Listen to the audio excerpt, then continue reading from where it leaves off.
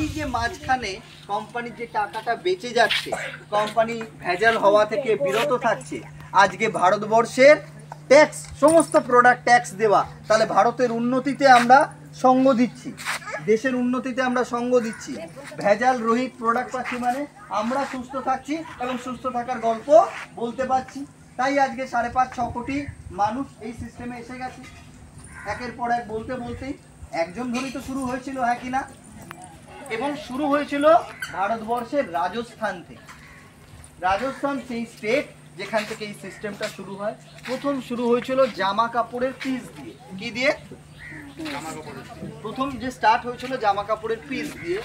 আজকে 850-র উপরে প্রোডাক্ট আছে, 850-র উপরে জিনিস।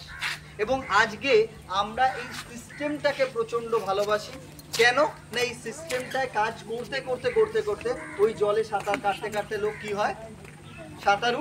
আর যেদিন জল কেউ মারাত্মক ভালোবেসে ফেলে এবং ভয় একদম দূরে সরে যায়, সেদিন সে ডুবুরিতে রূপান্তরিত হয়।